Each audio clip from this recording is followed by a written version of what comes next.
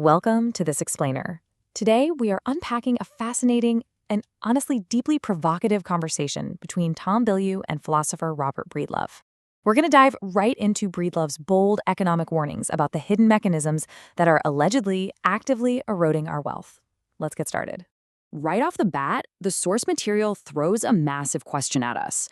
Who really holds the power in modern society? It challenges us to look right past everyday political soundbites and those standard left versus right talking points. Breedlove presents this idea that true power isn't necessarily found at the ballot box. Instead, it's baked right into the underlying architecture of our money. To make sense of this pretty dense macroeconomic argument, we're breaking it down into 4 logical steps. First, the silent erosion of wealth.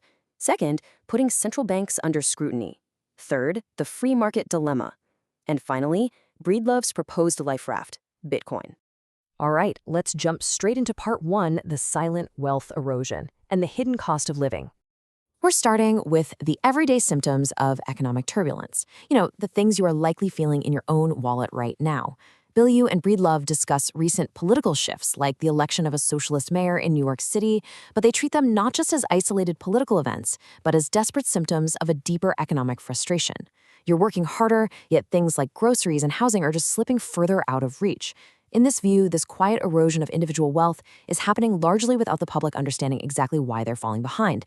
It's essentially an invisible squeeze on the middle class. So what's actually causing this? Well, the culprit identified here is fiat inflation. But rather than just viewing it as standard macroeconomic policy or, a byproduct of a hot economy, Breedlove frames it as a systemic, invisible tax. It's a mechanism driven by deficit spending that silently siphons away your purchasing power. It transfers the value of your labor away from you without your explicit consent.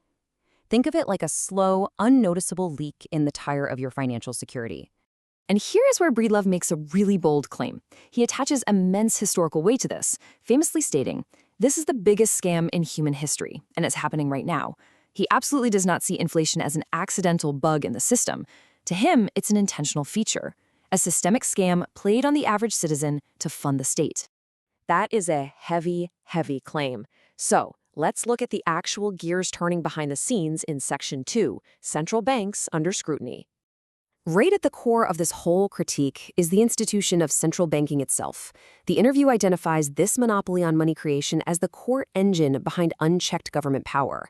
Because they control the printer, governments are able to spend way beyond what they could ever realistically collect in visible, direct taxes. And that creates a massive moral hazard, right?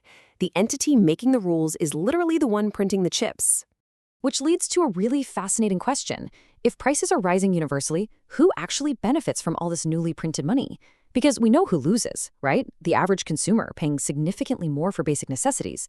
But wealth doesn't just evaporate into thin air, it transfers. So where exactly is it going? The source maps out a continuous, step-by-step chain of cause and effect. It starts with governments engaging in massive deficit spending. To fund this without relying on politically toxic tax hikes, central banks step in to print new fiat currency, which immediately dilutes the overall money supply. The end result? Your purchasing power quietly drops. This background cycle is framed as the exact method governments use to funnel wealth from your savings directly into their initiatives. It's a stealth transfer of purchasing power from the edges of the economy straight into the center. Which brings us right into Section 3, the free market dilemma, and the philosophical clash at the very heart of this issue. Breedlove points out a fundamental contradiction in our society. He argues that central banking is completely incompatible with a true free market. The idea is, you simply cannot have a genuinely free market if the very base layer of the economy, the money itself, is centrally planned and arbitrarily manipulated. When you actually map out this philosophical battleground, the contrast is stark.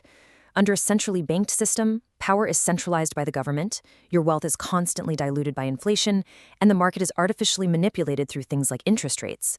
But look at free market ideals. There, power relies on individual sovereignty, wealth is strictly retained via property rights, and the market acts purely on organic supply and demand. It is the ultimate tug-of-war between top-down control and bottom-up individual freedom.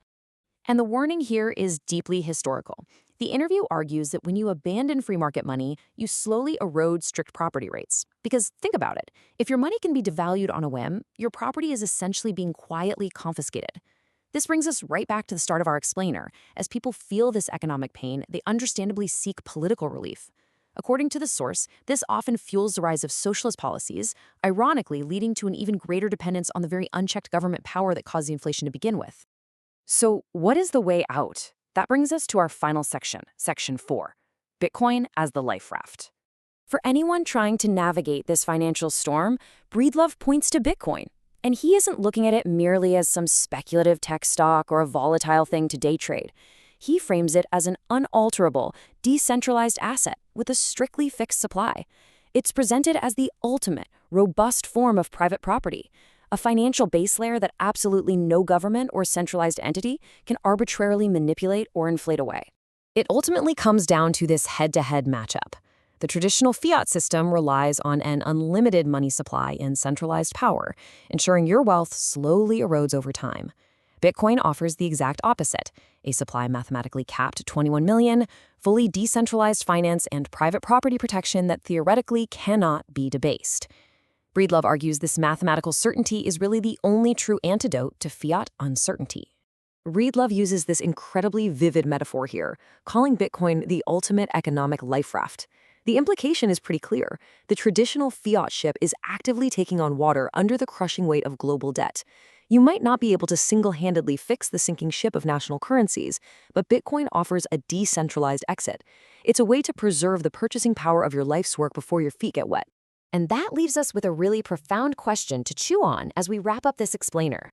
As global economic turbulence accelerates and fiat currencies face unprecedented historical pressures, will mathematically scarce assets like Bitcoin truly prove to be the ultimate life raft for reclaiming your financial sovereignty? Something to think about.